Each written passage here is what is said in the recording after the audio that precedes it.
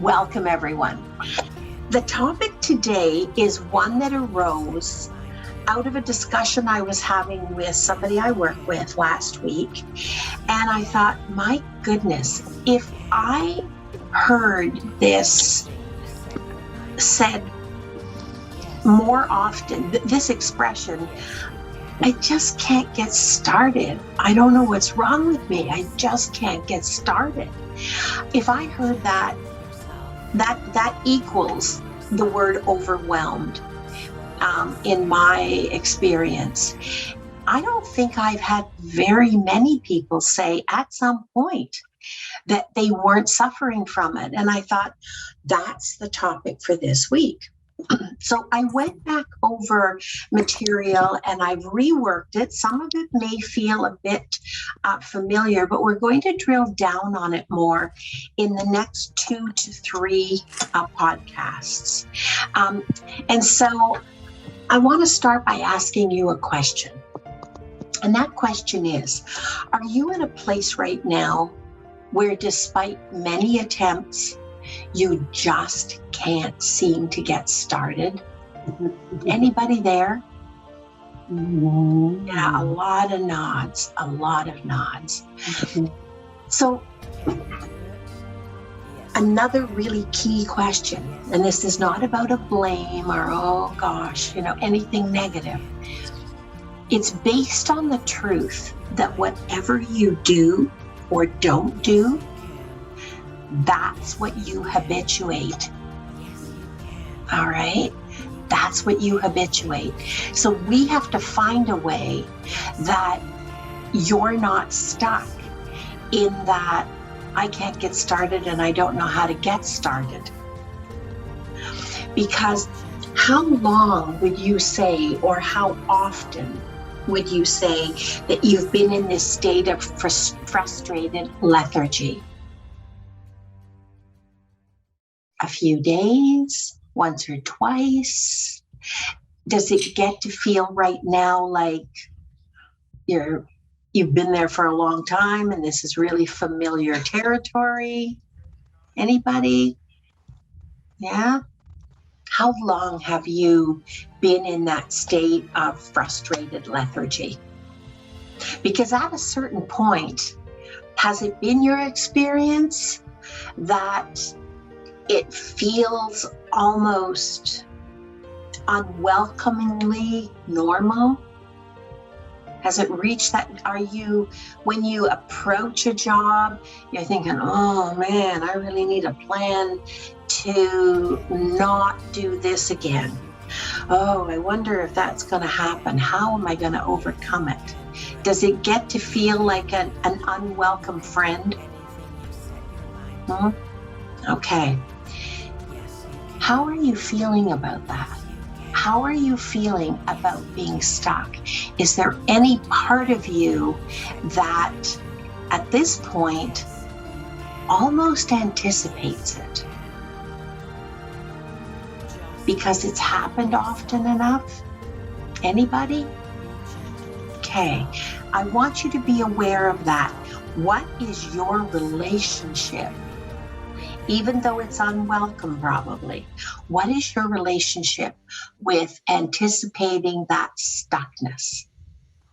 Because whatever you tell yourself, that's what you will heavily influence happening. You're not causing it. I'm not saying that. But I'm saying the energy we send to our brain, the fuel we send to our brain, is what determines the part of us that gets activated or taken out of the game. And are we habituating that response? Are we? We don't even realize we're doing that. But if you have a diesel car and you go out and put gas in it, guess what?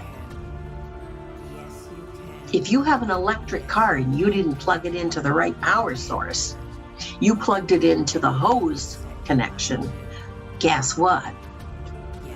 So what kind of fuel are you sending to your brain, expecting it to do anything different then what has happened frequently enough that you kind of have an anticipatory hesitation about it.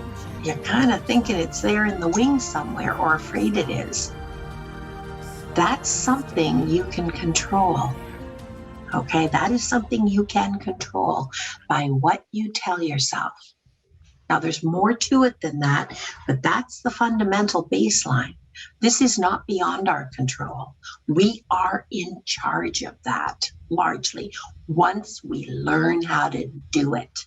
Because what we do, the good, the bad, the ugly, all right, that's what we habituate. And it's true for me as well. All right, every time I go by Hawkins Cheesies, it's like, oh, excitement. Okay, and then I remember, not such a good idea. You're on keto and doing pretty well. How are those going to help? Same thing with the thoughts that go to your head. We all live this in some way. Okay, so this week's podcast is about, can't seem to get Barlow in, sorry. Okay, this week's podcast is going to be about why can't I get started? Next week's podcast is going to open up those reasons a little more. And if we need a third podcast, now what do we do about it? All right, we have to understand what we're looking at before we start to approach making a plan, right? And what we have to do about it has to be reasonable. It can't be, I need to be an astronaut. All right, it has to be reasonable. Okay, so let's talk a little more about what's behind, meaning behind that state of being stuck. Because that state of being stuck ends up making you feel, anybody else use this word recently? Unmotivated. Okay. This is all a cycle. It's all the same thing. It is all connected, and it all ends up with unmotivated. Okay, and you know how you know that's happening? You know it's happening because when you think of the things you do actually do that day, dollars to donuts, people, they're things that you want to do. They're things that will give you something, either get you out of trouble in some way or add positively to your experience that day. All right. Now, if you are really feeling unable to even just get started, would you also say that you are someone who just has high standards? Just has high standards. I'm not unrealistic. I just have high standards. Okay.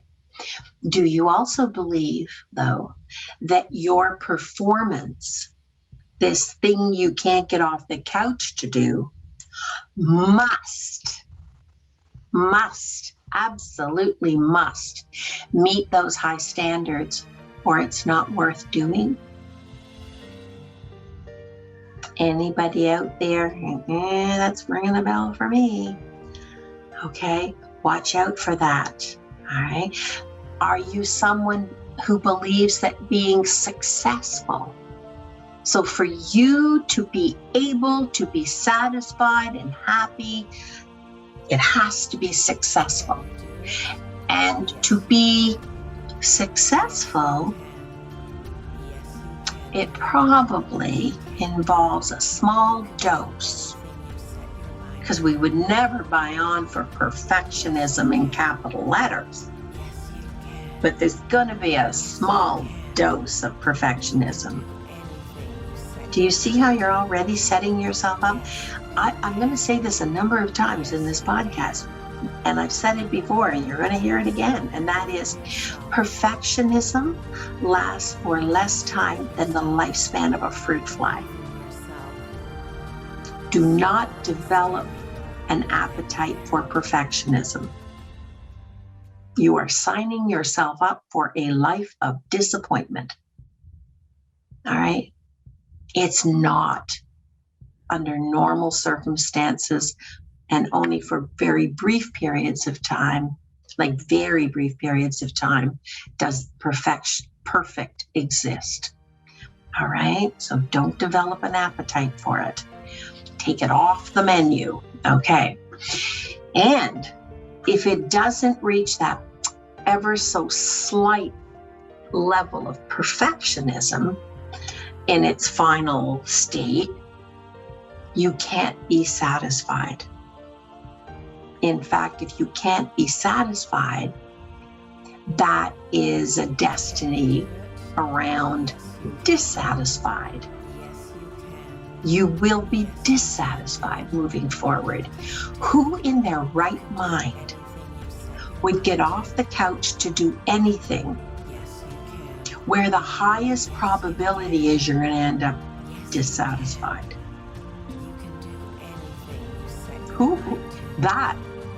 The people who are doing that, they're the ones who need serious help.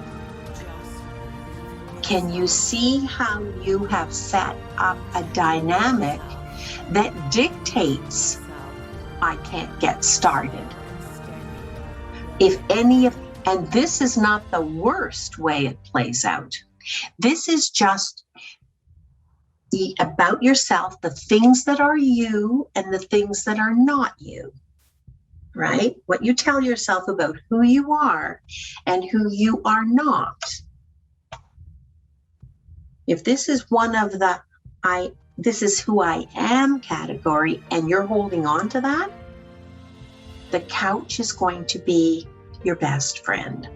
And you are going to be very unhappy because you're not giving yourself the meaning, the energy, or the space to do anything other than high standards with a slight dose of perfectionism.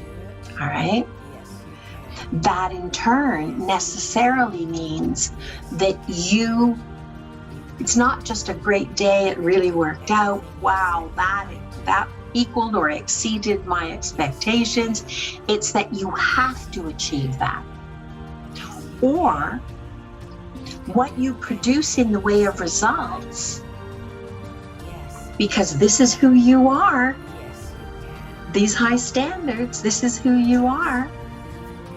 This is the definition of each one of you, if you own it, all right? Now you're giving your identity, a kick. Because if you don't achieve those standards, you're less than. You have failed yourself. And the product that you produce, although perhaps less than perfect, all right, that's evidence that you're less than. Here is the living proof right in front of you after all of this effort. Here's the living proof that you're not enough, that you are only equal to what you produce. The idealness, the perfectness, the quality, the standard. And this isn't even the worst way to undermine yourself.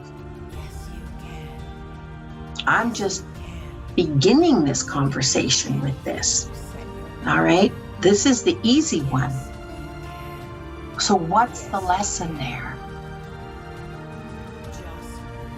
The lesson, I think, is watch out really carefully for what you're telling yourself before you start the job. What are the criteria? What is it that will make you even a little happier, a little more satisfied, a little more grateful that you did that job? What do you need to tell yourself instead? Okay. Also, at the same time, if any of this is ringing true, and I know I'm belaboring this point, I want you to ask yourself really clearly, all right? Write this down, because this is your homework. How do you measure? What is it that measures your self-worth and your competence as a person? What is it? How will you recognize that when you see it, feel it, experience it, whatever?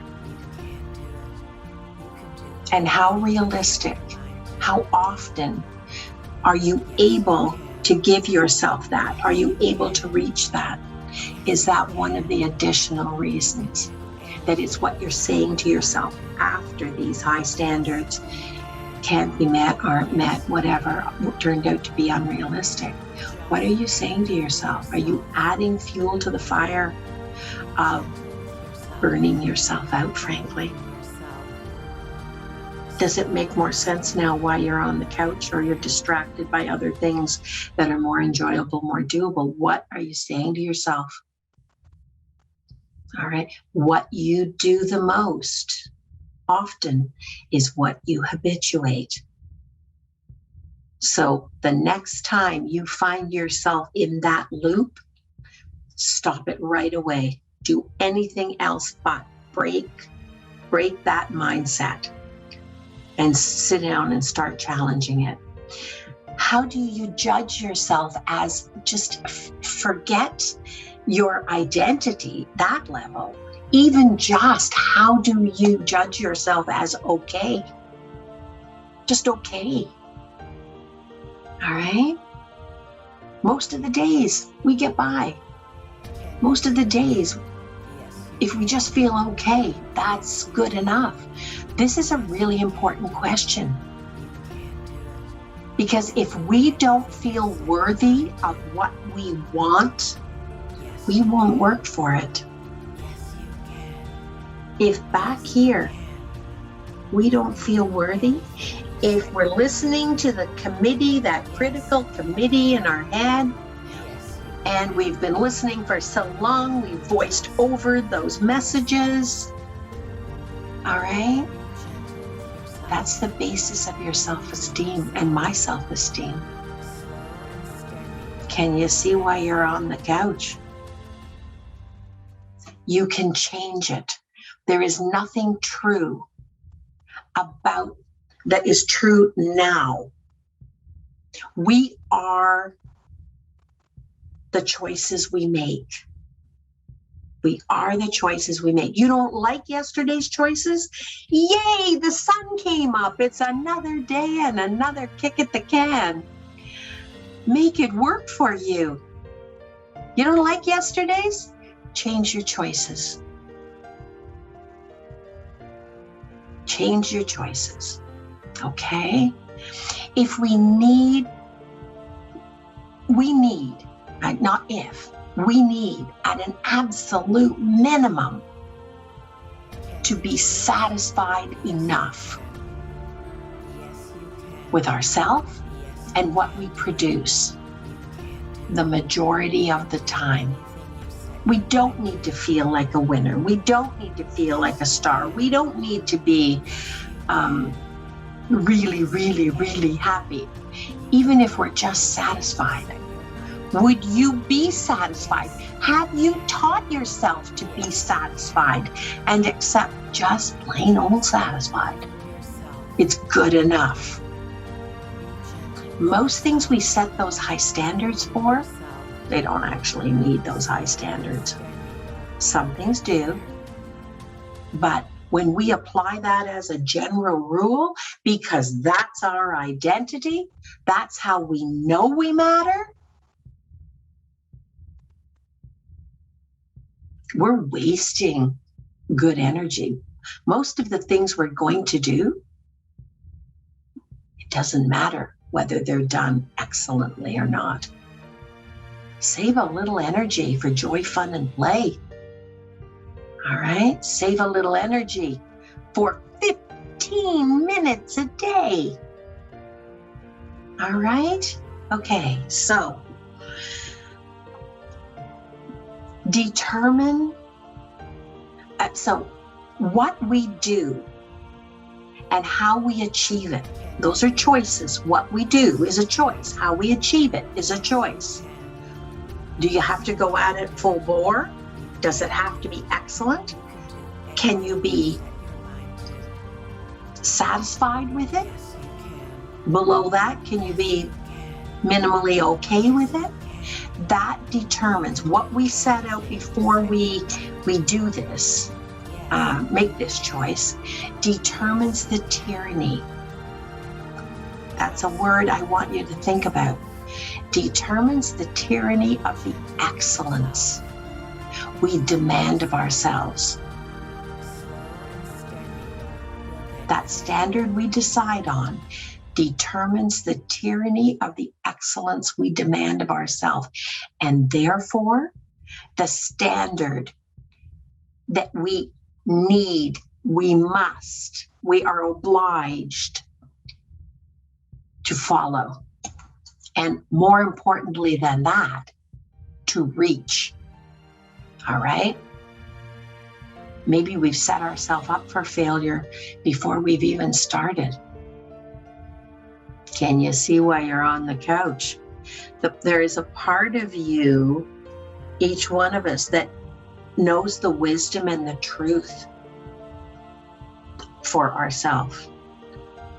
Are we respecting that part of ourselves? Or are we feeding it a lot of garbage with these excessive demands? These high standards that aren't necessary? Are we doing that? Are we silencing the truth inside us? If we always demand of ourselves unnecessarily high standards, this is a common stumbling block to getting started. Hey guys. There we go. And that must mean if we keep stumbling, if we keep not being able to get off the couch and get started, guess what? That is your biggest indicator that your standards are too high.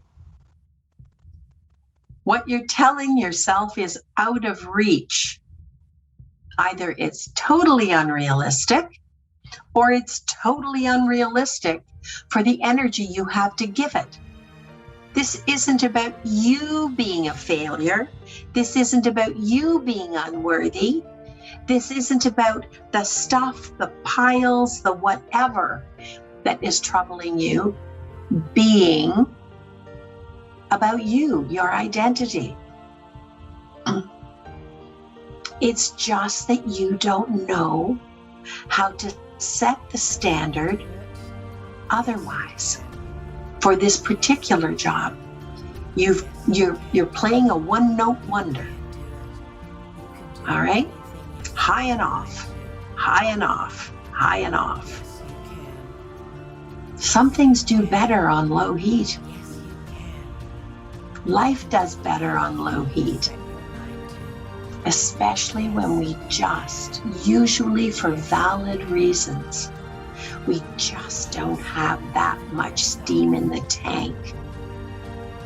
Be gentle with yourself. That is not an excuse for giving up. That is not a hall pass for doing nothing, but be gentle with yourself. All right? Remember, one thing completed is better than multiple things started. If you can write that down somewhere all over the house and post it with sticky notes, one thing finished, one thing completed is better than multiple things started. So when you pick the one thing and you've got maybe 15 minutes of energy in the tank, don't promise it to a 3-hour job and then feel disappointed and discouraged. We're going to talk more about that next week and the week after, about our relationship with time and estimating what a job will take. Or are you someone, hopefully, who has come to realize some of the time even that those high standards are actually unrealistic, and more than that, they're usually unnecessary. But without them, are you also one of those people who doesn't know how to get started? Because you don't have a new set of rules. How do you know when it's done? How do you know when it's good enough?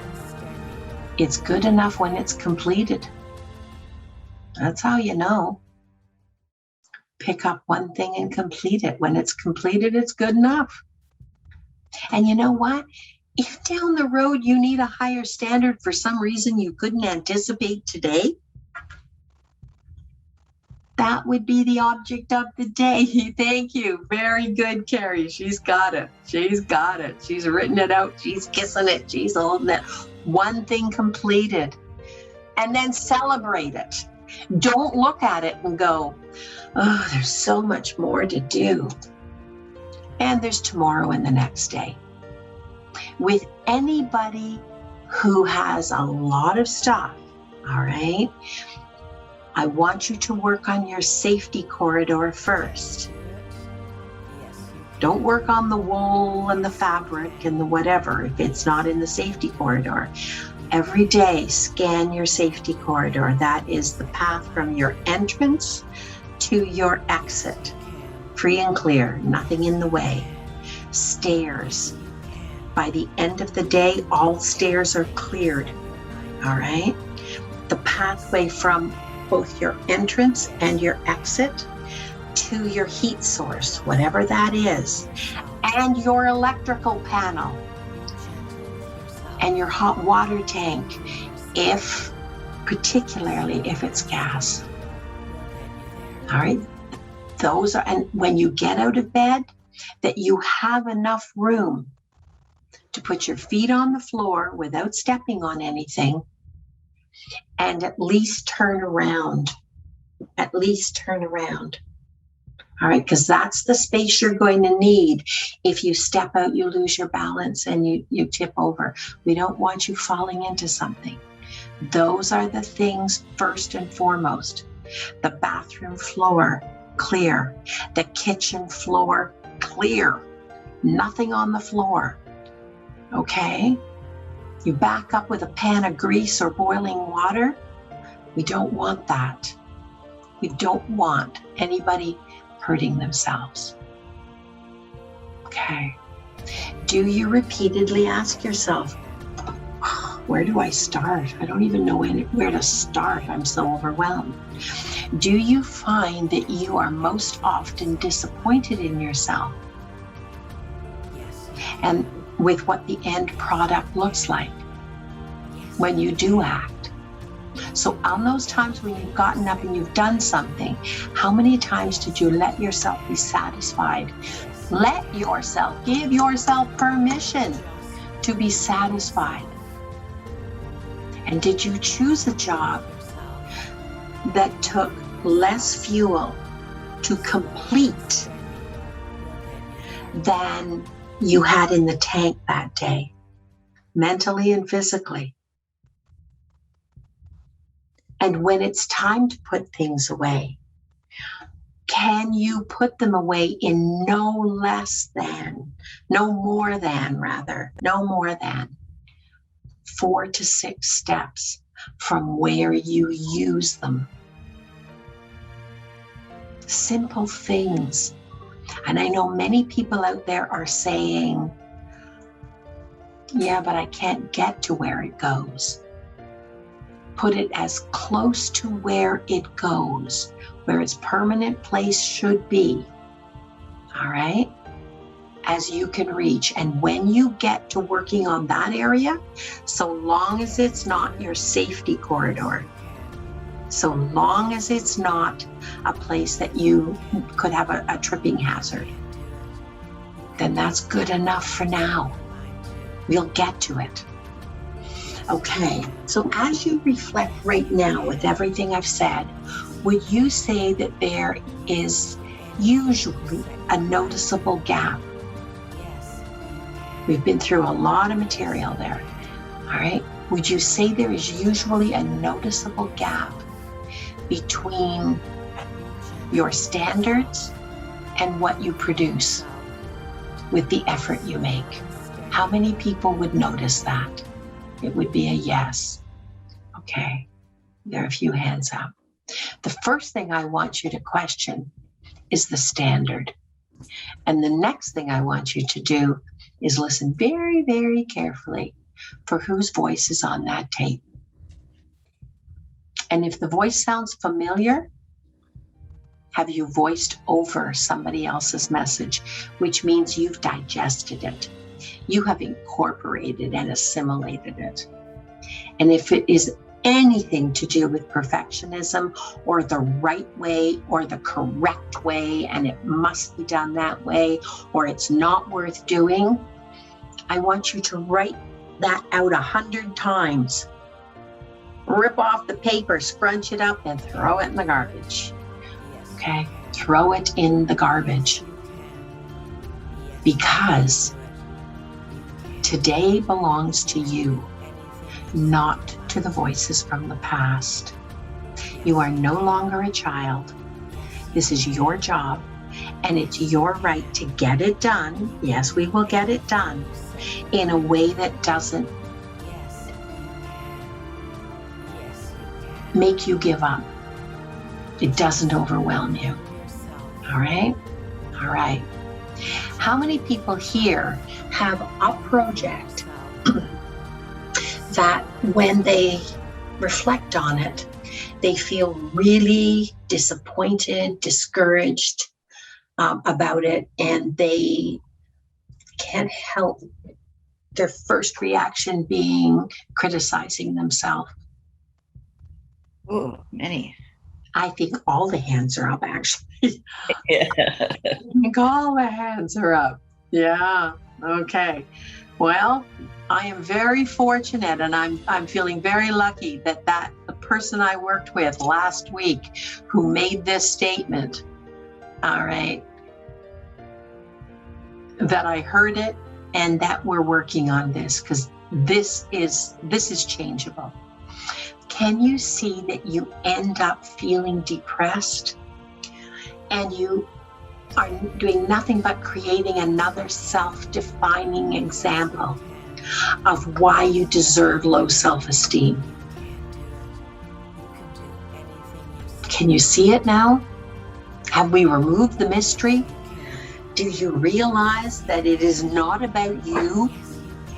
It is about what you're telling yourself.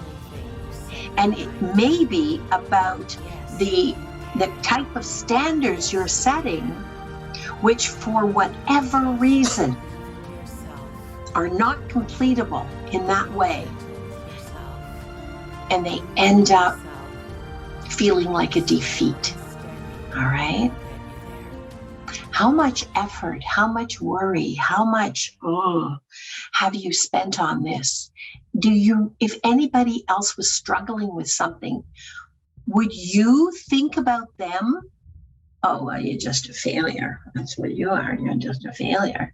Or whatever word you're using for yourself. You're just lazy.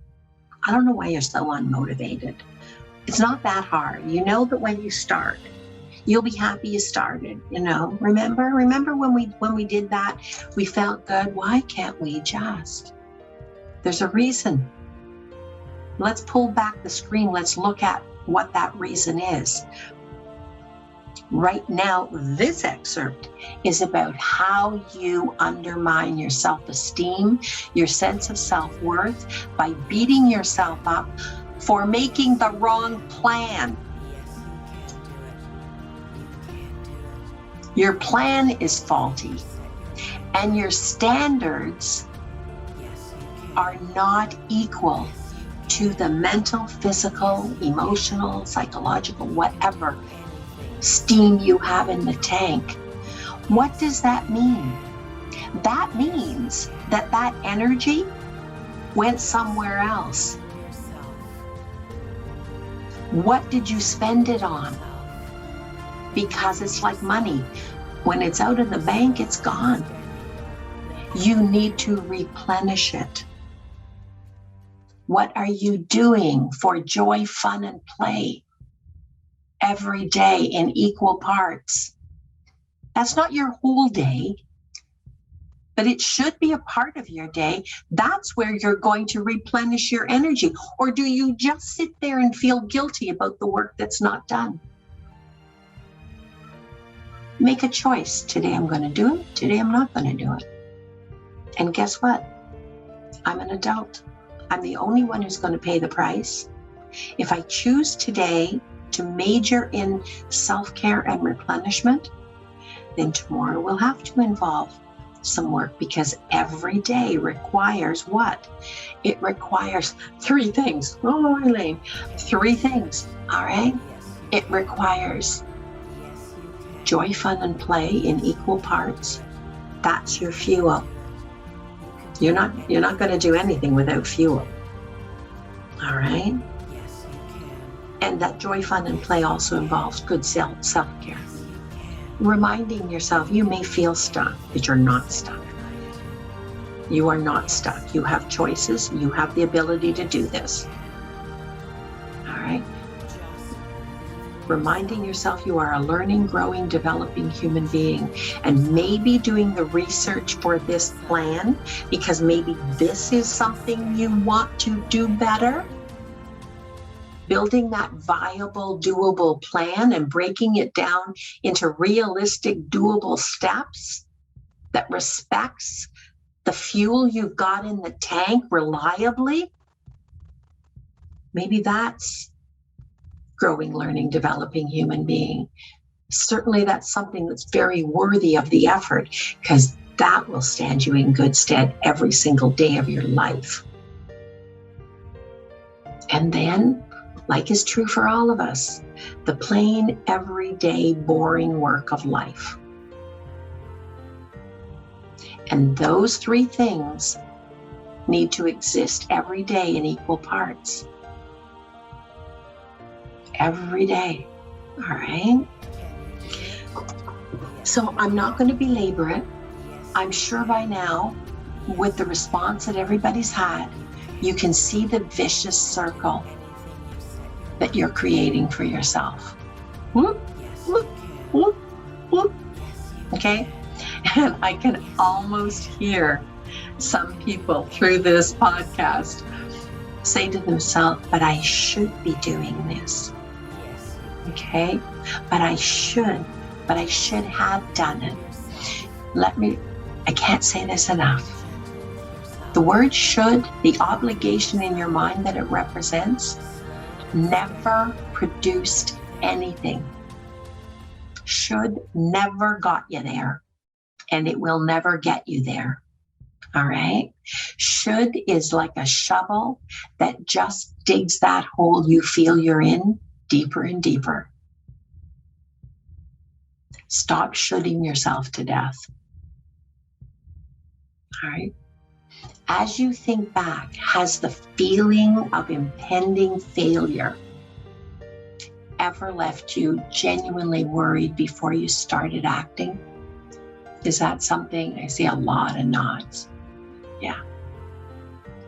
Are you surprised you're still on the couch or distracting, looking for other things to do? That's a sign of good mental health, by the way. Because it would be absolutely crazy to just wake up in the morning and say, gee, I can hardly wait to do that thing I really don't want to do. Okay. How often, though, was that feeling of impending failure, all right, how often was it associated with the fear of making mistakes? If I do start, I don't know what the right answer is. There we are again. The right answer. What happens if I make a mistake? What happens if I let it go? Out to whatever the options are for letting it go. And then I need it. Okay. Unless it is going to cut off your air supply and affect your life, okay? Your existence. That thing exists somewhere else in the universe. Rent it, borrow it, give it to a friend on the proviso that you'll share it. You can get it back when and if you need it. Ask yourself how many you have. Pick the best representatives. Let the others go. All right? How often was it associated with making mistakes?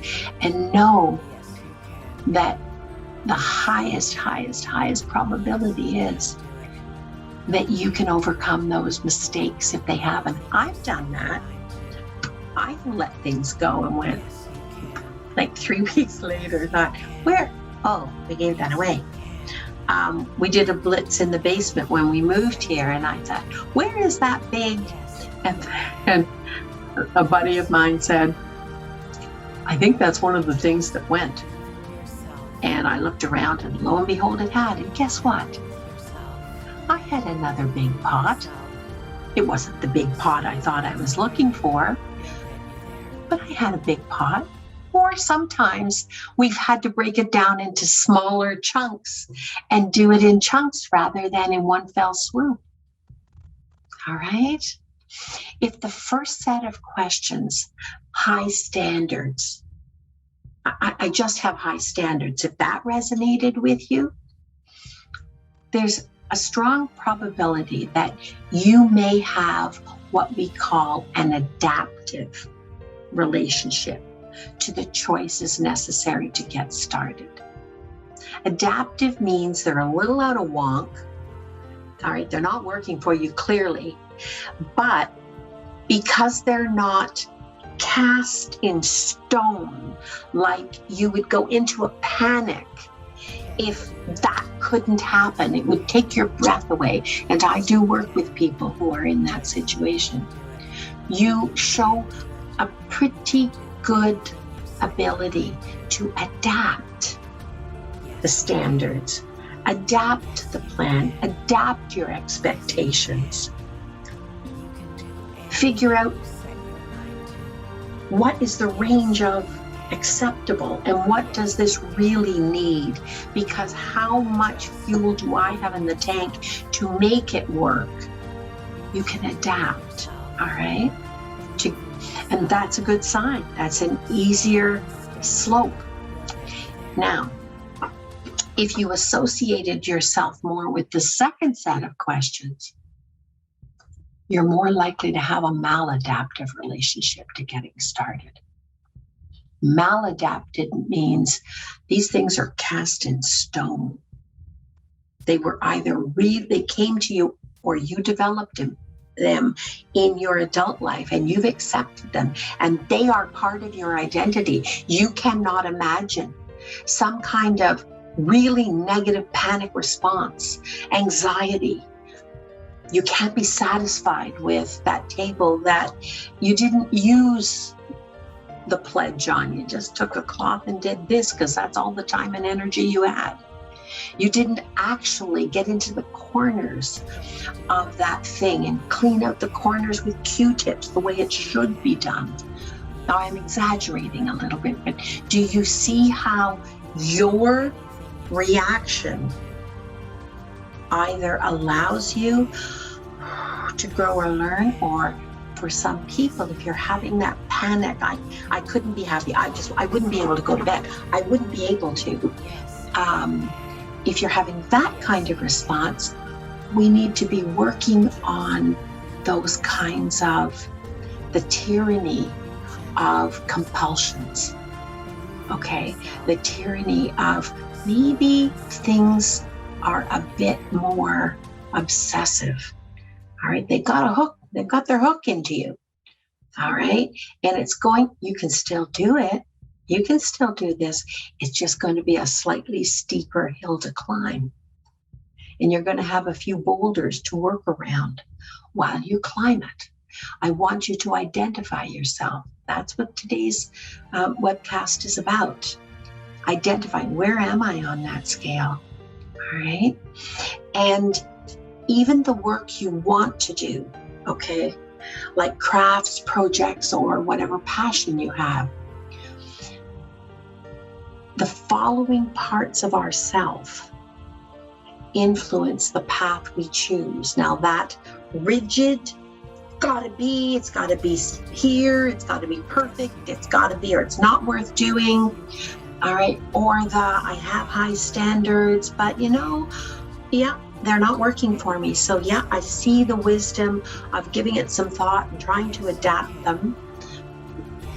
These following parts influence us. Now, I'm only going to go through this once in the interest of time, but I want you to be aware. These following parts of ourselves strongly influence what path we choose. It is a choice. However, this is your current experience with these parts of yourself, but we all have a possibility of carrying with us and bringing forward these same parts that have historical messaging on them. All right, so be aware. Is this you today? Is this what you're saying to yourself today because you believe it? Or is this something that you learned? That's important, right? So, all right. Before we start on those parts in the next 5 or 10 minutes, I want you to really give some serious thought to this statement. Okay? Yes, these are parts of ourself. Yes, they strongly influence the path we choose.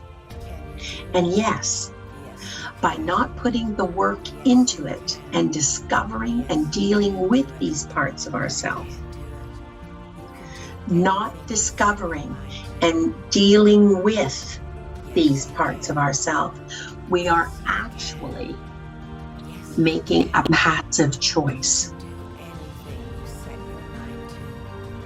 It's a choice, all right? The parts I'm referring to are your current and historical feelings about yourself. Are you okay with yourself? Do you have a sense of humor about any of your failings? Any of the parts of yourself that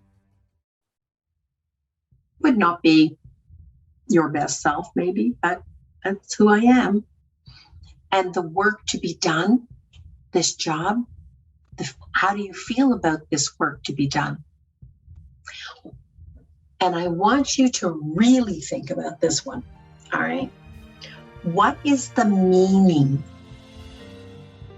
What is the importance of this work ahead of you, this work to be done? What meaning and what importance are you giving it?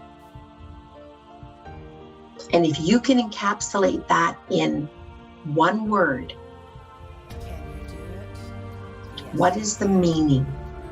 What will it mean to you to be working and moving forward on this work to be done? And what importance will that have in your life? Here are the things, the parts of ourselves, and we all have them. I have them, you have them, all right? And if you don't think you have them, I respectfully suggest that you have your head in the clouds, all right? Because this is a state of human nature. Fears, hopes, memories of past successes, memories of past disappointments when we tried previously. Here's a little hint. If in the past you ended with a disappointment because you didn't feel you succeeded, stack the deck and end on a success. Because if you come away with a feeling of disappointment or failure, or it's not enough, or something negative, Of course you make it a drudge. Of course you're not going back to it. Of course you're not. Who in their right mind repeats the disappointment, repeats that sense of inadequacy, that sense of incompletion, if that's your meaning? Who in their right mind would do that? All right? That's why I stress. Gauge your available energy in that moment when you're facing the job. How much steam do you have in the tank? And leave a little in reserve for joy, fun, and play. For growing, learning, developing human being. And do 15 minutes a day.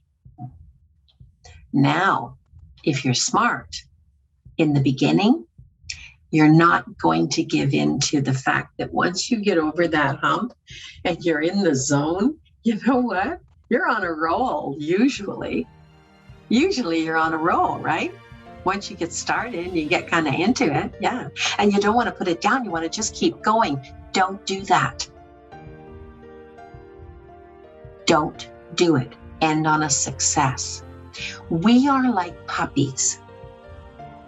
And when we're training ourselves to do better, consistently, use treats. And the treat is you end feeling good. You end with a little steam in the tank for joy, fun, and play, and curiosity. Learning, growing, developing human being. We also have our dreams, what we want it to look like, what we want it to be like, who we want to please. And if they were only there, they would be so happy for us. Our doubts and the pressures. Every day brings new pressures. All right? They don't have to be onerous, but you do have to open your eyes and accept them for what they are. It's an additional little bump in the road, and they all influence us. So the question is, here's the list. Write it down. Fears. What are yours currently? Are you dragging any forward historically? Hopes.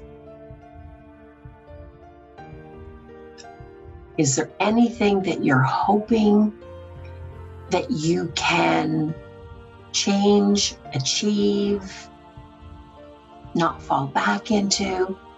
Memories of past successes, build on them.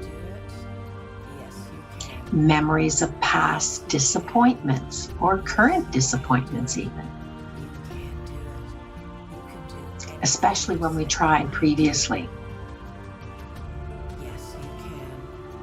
Dreams. What is your dream? How do you want to use that space? How do you want to use your time? Once you get this job done, how do you want it? How do you want your life to be?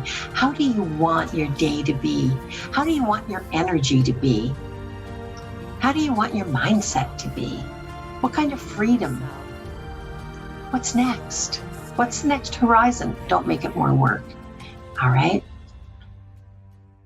What are the pressures, legitimate pressures? Sometimes that's insecurities. Sometimes it's just other, not the best circumstances that you have to live with. You don't have to live with it, but you have them and you choose to live with it. All right? What are your energizers? Do you know? Do you even know what your energizers are? How are you going to find them? How are you going to use them? How are you going to replenish yourself if you don't? Go out and find them. What are your boulders? Because those are the things that you put in your backpack that keeps you on the couch. You ever tried to get up with a backpack on your back full of boulders? They're invisible, I know, but they're very powerful. And we put them there. We put them there by the meaning and the power we give them. They are intangibles. They cannot hurt us. They cannot slow us down or change our path if we don't give them the meaning and the power to do it. Confront them. Talk back to them. The above parts of ourself are our current truth. And it's important we stop planning based on theory and we start dealing with the truth. You're not alone. You are not alone. All right, you may be there, the other side of a screen, but 39, 40 people, 40 other people today are with you. You are not broken. You are not flawed. You are flawed, just like me. Some of my most endearing qualities are my flaws. You are just like everybody else. But what you aren't is you aren't alone. This is a community that adds support to one another, and we're all pulling. If you have a need or you have a question, this is where you bring it. Okay, let me look at the chat before we end. All right. A good and blessed morning to everyone. Years that you've been doing that. Is it time to give yourself a break and stop? To quote Dr. Phil, okay, and I wouldn't quote him on everything, but this is a truism. How is that working for you? And if it isn't, stop. Make a different choice. Choose the thing, even if you don't know what the right answer or what the preferred answer or a better answer would be. Move in the direction of what feels right. You won't be far off base. All right? All right. Years, too long years. Boy, I'll tell you, that person and I, we really nailed this question. All right, years. I'm at a place and I don't want to. Worst of all, I'm in pain because of a damaged knee and I want to get over the pain and the block to starting. So one thing at a time. If you are in chronic pain, just be sure that you get the help you need to keep that safety corridor free and clear. All right, and I've gone through it often enough. Handle the pain, handle the physio, handle the exercises you're supposed to do in order to get back in good enough shape.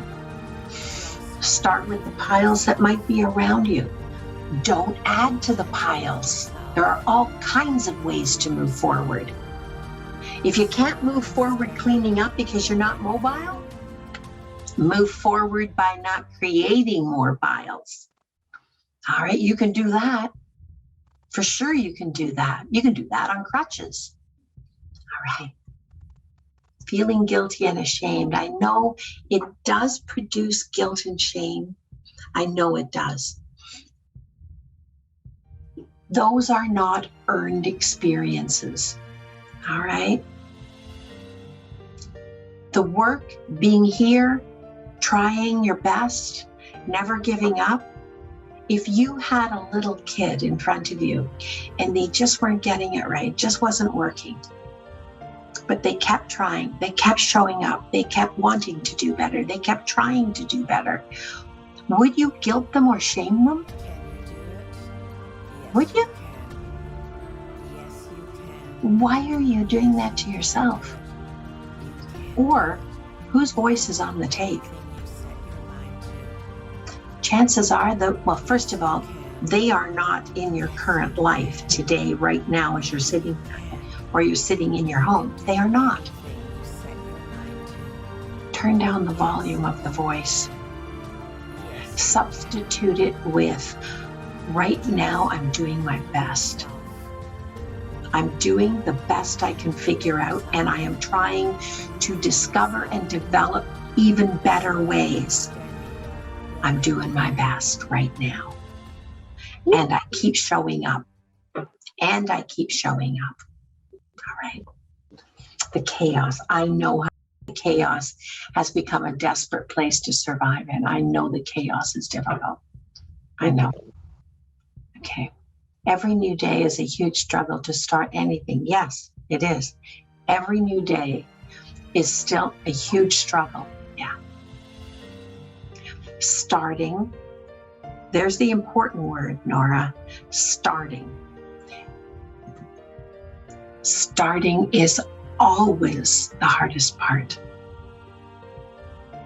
All I'm suggesting is, in today's podcast, let's look at the ways we make it even harder, that we have some power, some influence, some ability to mitigate how hard it is. When we lessen the hardness of starting, we increase the likelihood that we will.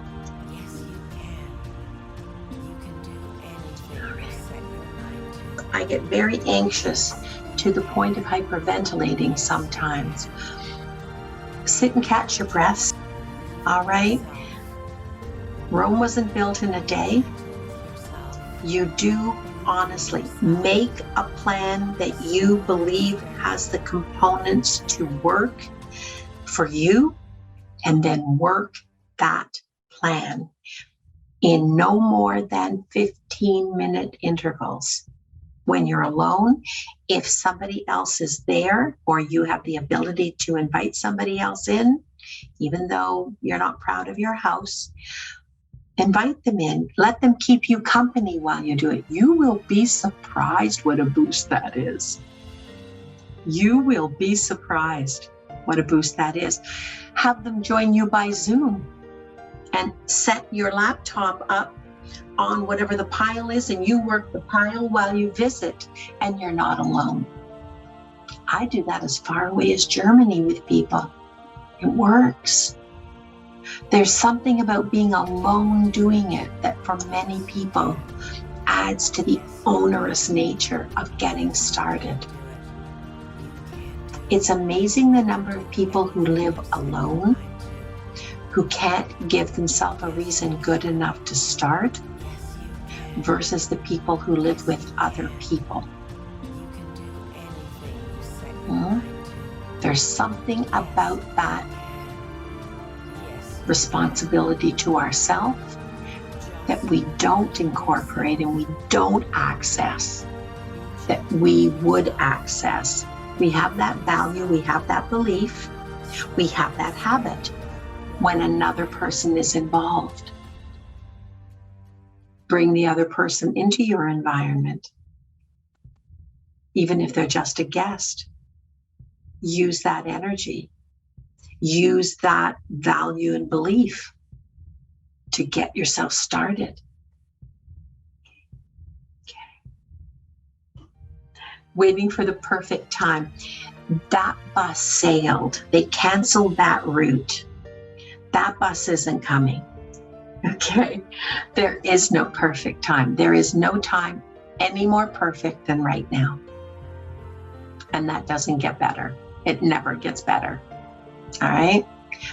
But all you have to do is what you can reasonably do with the energy you have right now. Don't wait for the perfect time.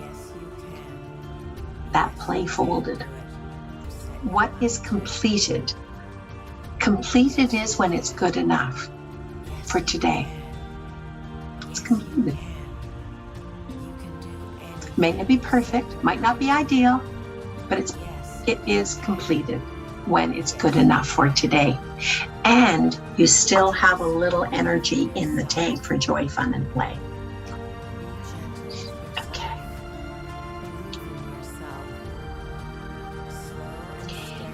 If the safety corridor is not there, we need to help you get it there because that's an additional risk. All right, that's an additional risk. So let me give that some thought and see if there's some way this podcast or webcast or some other tool or resource can help you with that one, Heidi. Okay. I'm going to have to run now because it's 12:15.